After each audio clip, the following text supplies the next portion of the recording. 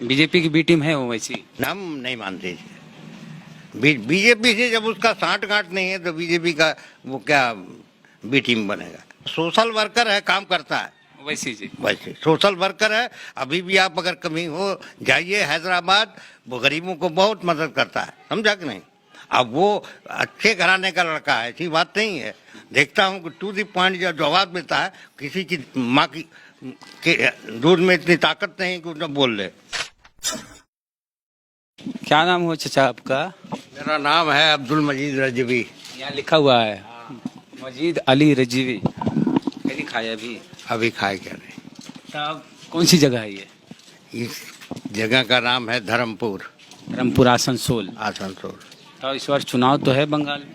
हाँ, चुनाव तो चल माने होने वाला है 2-4 महीने के बाद। क्या सोचा है क्या सोचा? क्या सोचेंगे, अभी तो सोचना कुछ नहीं है। सोचना यही है कि जो हालत देश की कैसे सुधरे, इस पर गौर करना है। इसलिए कि तमाम सियासी पार्टियां आपस में लोगों को अलग बिलग करना चाहते हैं। और बोलिए और क्या हम पूछ रहे हैं कि ओवैसी साहब चुनाव लड़ रहे हैं यहाँ दमखम से। ये फर्स्ट अटेम्प्ट है। इसी बात वैसी खुद बोलता है कि पहले मैं हारता हूँ। वैसी का बयान है कि मैं जिस इलाके में जाता हूँ पहले हारता हूँ, हारने के बाद वो पहचान बनती है कि ये पहचान बनाने के लिए आ रहे हैं। अभी जाहिर है सियासी पार्टी है, लोगों के साथ जुझारू है। अब कुछ इलाके में जो भी मेहनत करेगा तो कुछ न कुछ फल ऊपर वाला देने वाला है। कुछ न कुछ लोग, और हिंदुस्तान का वोटर इतना जागरूक नहीं है। जरा सा बात पर कोई रुपये पर बिक रहे हैं, कोई बात पर बिक रहे हैं। बंगाल में भी रुपया बिक जाता है। बिक नहीं रहा है, यहाँ पर देख रहे हैं नेता बिक रहे हैं।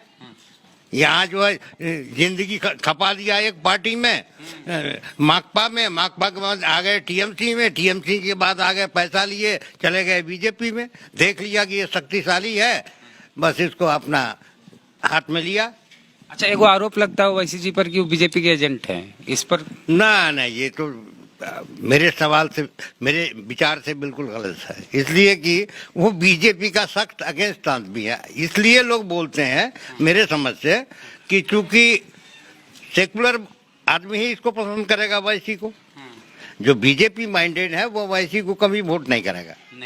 तो अब ये लोग कहते हैं कि ये काटेंगे वोट, तो कांग्रेस का काटेंगे, टीएमसी का काटेंगे, सीपीएम का काटेंगे। माने जो सेकुलर अपने को पार्टियां कहती हैं उनके वोट को काटेंगे। इसलिए जो है इसको बी टीम बोलते हैं। इसलिए बोलते हैं इनकी वोट काटेंगे तो बीजेपी निकल जाएगी। यही आंकड़ा लगाते हैं लोग। तो ये जो आरोप है कि चुनाव बीजेपी, ममता बनर्जी भी बोली कि करोड़ों रुपया खर्चा करके हैदराबाद की पार्टी को यहाँ लाया गया है बीजेपी के द्वारा, मीम को। नहीं, वो बोल सकती है, उसका अपना जगह है बात करना, लेकिन मैं बी टीम नहीं मानता हूँ। बीजेपी की बी टीम है वो वैसी? नहीं, हम नहीं मानते। बीजेपी से जब उसका साठ गांठ नहीं है तो बीजेपी का वो क्या बी टीम बनेगा। लोग कहते हैं कि कोई भी बीजेपी के खिलाफ बोलता है तो ईडी और सीबीआई उसके खिलाफ लगा दी जाती है। ये बात तो आंख से आप भी देख रहे हैं, हम भी देख रहे हैं। ओवैसी जी के खिलाफ काहे नहीं ईडी और सीबीआई लगा? क्या ये सवाल है लोगों का। तो वो ऐसी कोई बात तो नहीं बोलता है कि बीजेपी के खिलाफ ऐसी बात नहीं बोलता, सवाल करता है। लेकिन वो जो भी पार्लियामेंट्री इसमें संवैधानिक बात बोलते हैं, संवैधानिक बात बोलते हैं, पार्लियामेंट में जो बोलता है उसको बोलता है। अच्छा, तो ये भी तो बात है कि न वो सीएम रहे हैं न मंत्री रहे हैं तो घोटाला नहीं किए हैं, तो घोटाले नहीं किए हैं न कोई बड़े पद पे उस तरह के मंत्री रहे हैं, तो ईडी सीबीआई कहाँ से लगाया जाएगा? ये भी तो हो सकता है। ना ये भी हो सकता है। और सबसे बड़ी चीज है कि अब आपको सिर्फ बोल रहे हैं हैदराबाद का ये जो कारपोरेशन इलेक्शन था, उसमें आपने देखा कि योगी जी गए, मोदी जी गए, ये मोदी जी नहीं गए, अमित शाह जी गए, नड्डा जी गए, और जहाँ गए वैसी के फील्ड में ही वो लोग खास करके, बल्कि यहाँ तक बोला कि इसका नाम हम भावनगर रखेंगे, अमुक रखेंगे, टमुक रखेंगे। पूरा नजर रखते हैं। हाँ, नजर रखते हैं, लेकिन कुछ नहीं हुआ वैसे जी। लेकिन सवाल है कि ये योगी फेल हो गए, नड्डा फेल हो गए, इसलिए कि वो सोशल वर्कर है, काम करता है वैसे जी। वैसे सोशल वर्कर है। अभी भी आप अगर कमी हो जाइए हैदराबाद, वो गरीबों को बहुत मदद करता है, समझा कि नहीं।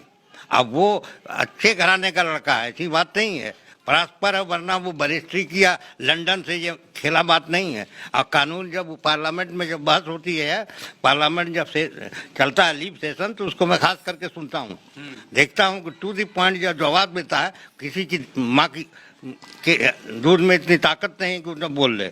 ओवैसी जितना हाँ वैसी अभी सबसे ज्यादा काबिल नेता में से वो है। वही है, समझा कि नहीं।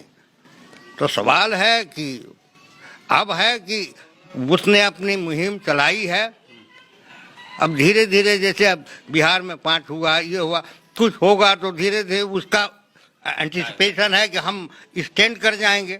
बीजेपी क्या थी, बीजेपी दो, हम लोगों के लाइफ में हमने देखा कि 2 सिर्फ आडवाणी और अटल बिहारी वाजपेयी, 2 ही आदमी को बीजेपी में हम देखते थे।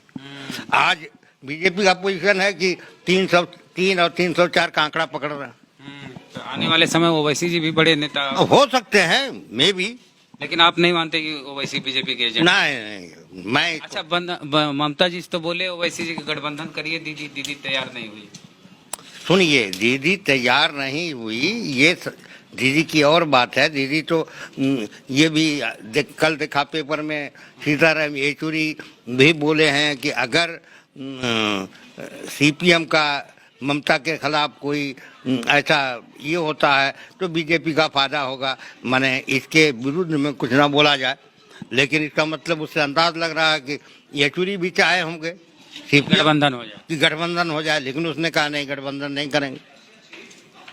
मकसद जो है, पॉलिटिकल लीडरों का एक एक अपना परव्यू है, समझा कि नहीं। तो माजिद अली रिजवी चचा की बात आप सुने, कैसा लगा, प्रतिक्रिया जरूर दें कि ओवैसी साहब के बारे में जो कुछ ये बोले उससे कितने सहमत हैं आप। फेसबुक पे वीडियो देख रहे हैं तो वीडियो को जरूर शेयर करें, पेज को लाइक फॉलो नहीं किए तो कर लीजिए, यूट्यूब पे वीडियो देख रहे हैं तो चैनल को सब्सक्राइब कर लीजिए अगर नहीं किए तो, और शेयर कर दीजिए इधर उधर व्हाट्सएप से, फेसबुक से। चलते हैं, जय भीम, जय भारत।